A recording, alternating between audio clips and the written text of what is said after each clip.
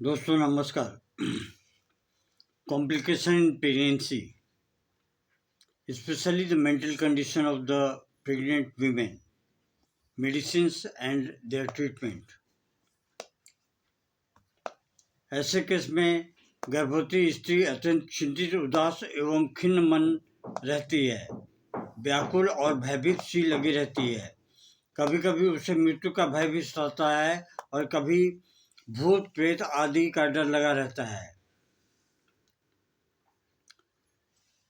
Pregnant ladies अंधेरे में जाने से घबराती हूँ।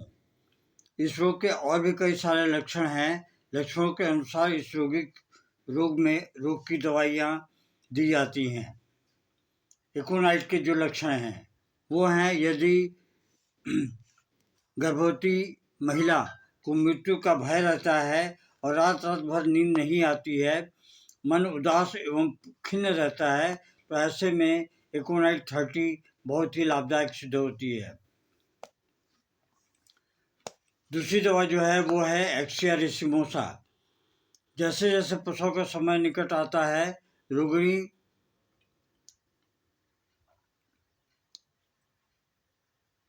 की घबराहट जो है वो बढ़ जाती है।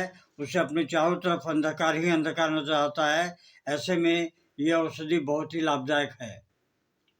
एक्सिया रेसिमोसा 30 के पावर में या 200 के पावर में 2 बूंद आधे कप पानी में डाल के, अगर 200 है तो कम से कम सुबह और रात्रि के समय में दें। अगर ये 30 है तो सुबह, दोपहर, शाम, रात, दिन में 4 बार दें। कैमोमिला 30। प्रेग्नेंट लेडीज जो है वो काफ़ी हद तक हतोत्साहित हो जाएं, मानसिक रूप से परेशान रहें और चित्त भी उनका शांत रहे, अगर उन्हें रोने का दिल करता है, ऐसे में रोगिणी को कैमोमिला 30 का 2 बूंद सुबह में, दोपहर में, शाम को, रात को देना चाहिए।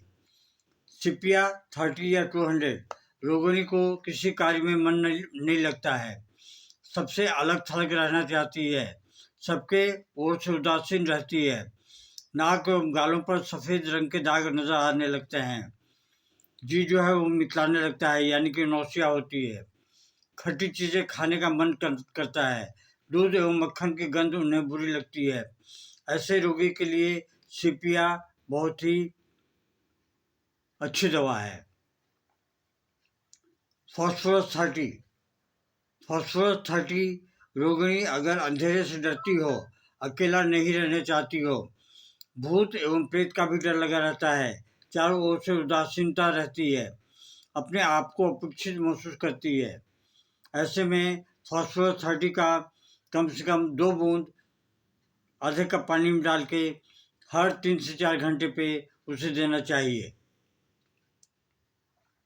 पल्सिट्ला 30 रोगिणी छोटी छोटी बातों पर रो पड़ती है, अपना दुख हर किसी से कहती है, हर किसी को सहानुभूति चाहती है, खट्टी वस्तुएं पसंद करती है, दूध से बनी वस्तुएं पसंद नहीं करती।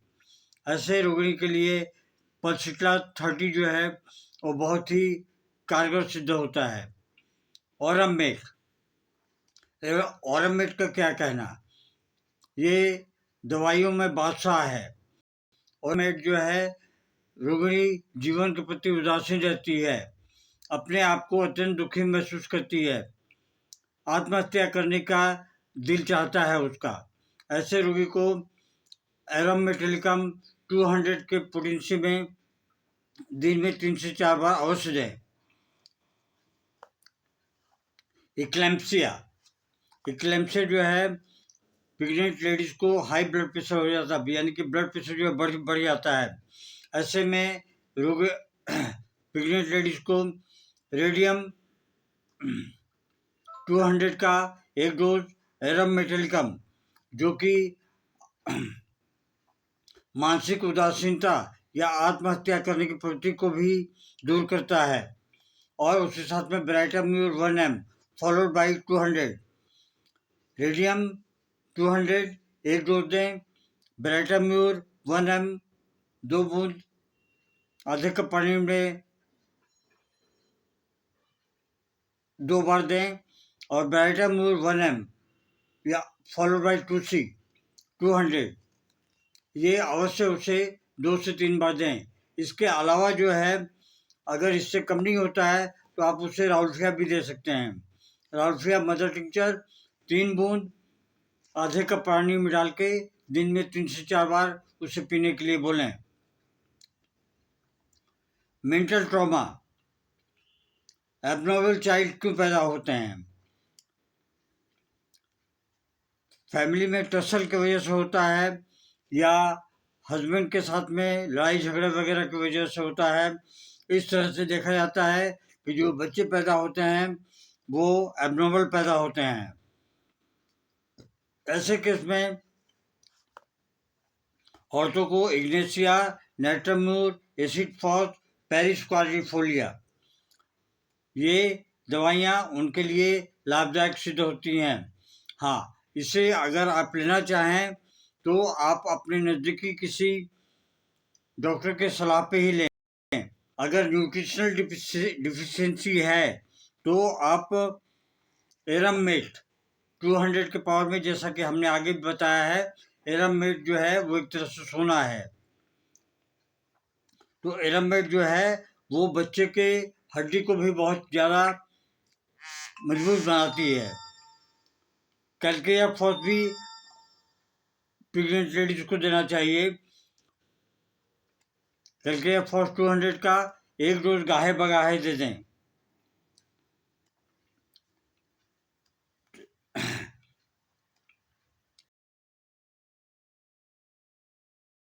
का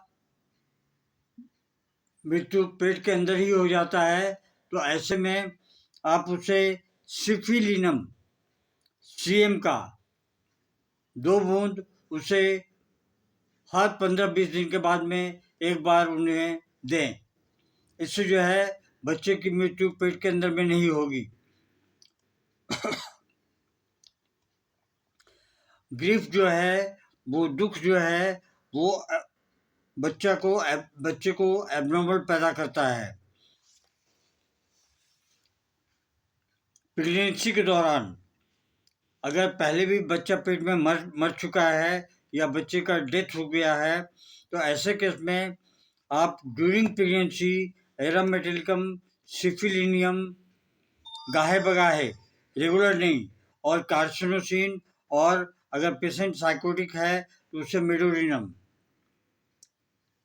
1 mg के पोटेंशियम में हर 2-4-5 दिन के बाद में या 10 दिन के बाद में या 15 दिन के बाद में उन्हें दे सकते हैं। आशा है ये वीडियो थोड़ा सा लंबा हो चुका है, लेकिन आशा है ये आपके लिए लाभदायक सिद्ध होगा। नमस्कार। Long live Hahnemann, long live homeopathy. Thank you.